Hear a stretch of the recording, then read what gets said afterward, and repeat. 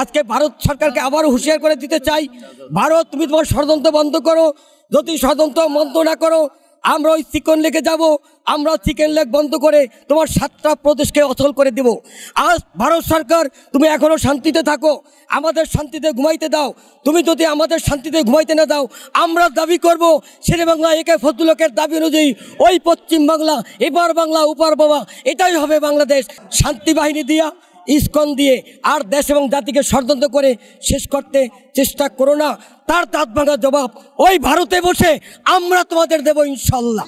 আমরা ভারত সরকারকে বলতে চাই, হে ভারত, তুমি আমাদের প্রথমে এই অন্তর্বর্তীকালীন সরকার, এই ইউনূস সরকারকে হ্যারাসমেন্ট করার জন্য তুমি নামিয়েছিলে ওই আনসার বাহিনীকে, তা দিয়ে তুমি পরাস্ত করেছো। তুমি নেমেছো ওই গার্মেন্টস শিল্পকে বন্ধ করার জন্য। গার্মেন্টসকে কীভাবে শ্রমিকদের দিয়ে আমাদের 60টা শ্রমিককে হত্যা করেছিল এবং শ্রমিকদের দিয়ে বাংলাদেশকে অস্থিতিশীল করেছিল। আজকে ইসকন দেখেন মন্দিরের মধ্যে এসে অনেক অসংখ্য অস্ত্র পাওয়া যায়। এর একটা অস্ত্র যদি আজকে মসজিদে পাওয়া যেত, বিশ্ব দরকার তার তীব্র প্রতিবাদ করত। অথচ ইসকন নামে সংগঠনকে বিশ্ব দরবার তার প্রতিবাদ করছে না। তারা সেই অস্ত্র নিয়ে মন্দিরে কিভাবে আমাদের দেশি মানুষকে একটা অস্থিতিশীল পরিস্থিতি, এ দেশকে ধ্বংস করার জন্য কীভাবে একের পর এক পায়তারা চালাচ্ছে। আপনারা দেখেন এই বান্দরবানের ছবি এবং 2টা চেয়ারম্যানের দ্বন্দ্বের ছবি ব্রাহ্মণবাড়িয়াতে, আজকে যে দীনেন্দ্রনাথ শম্ভুর ছবি, ওই যে সাঁওতাল পল্লীতে পুলিশের যে হাতে নাতে সাঁওতাল পল্লীদের উচ্ছেদ করার জন্য যেভাবে পুলিশ আগুন দিয়েছিল, সেই সমস্ত ছবিগুলো কাটছিট করে বিশ্ব দরবারে পৌঁছে দিয়েছে। বাংলাদেশের জনগণ হিন্দুদের উপরে আঘাত করে। আমরা জাতীয়তাবাদী দল বিএনপির পক্ষ থেকে তীব্র নিন্দা এবং ঘৃণা জানাচ্ছি। এভাবে আমরা বলছি, বাংলাদেশের জনগণ মন্দিরকে পাহারা দেয়, মসজিদের ছাত্ররা মন্দির হিন্দুদের ঘরবাড়ি পাহারা দেয়। সেই দেশে কোনো হিন্দুদের বাড়িঘর এই মুসলমানেরা বাংলাদেশের জাতীয়তা বিএনপিরা পড়তে পারে না, ভাঙতে পারে না, ভাঙি নাই।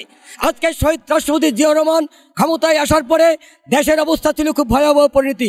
সেখান থেকে মানুষকে এক করে বহুদলীয় গণতন্ত্র প্রতিষ্ঠা করেছিল। বাংলাদেশের আনাচে কানাচে থেকে সকল জ্ঞানী গুণী মানুষকে, সকল রাজনৈতিক দলের মানুষকে এক করে বহুদলীয় গণতন্ত্র প্রতিষ্ঠা করেছিল।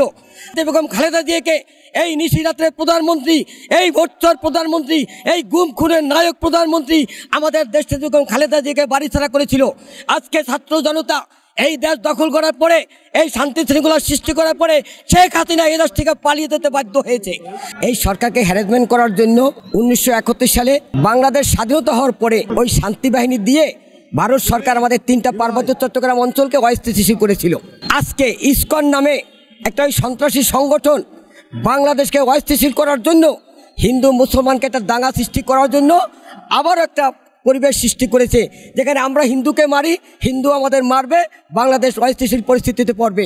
সুতরাং সেই তীব্র প্রতিবাদ করার জন্য আজকে ছাত্রদল, স্বেচ্ছাসেবক দল এবং যুব দল এক হয়ে ওই আগরতলাতে আজকে সেখানে রওনা করেছে তার প্রতিবাদ করার জন্য। আপনারা জানেন কয়েকদিন আগে আমাদের হৃদয়ের স্পন্দন ওই আগরতলাতে আমাদের অ্যাম্বাসিডার উপর হামলা হয়েছে।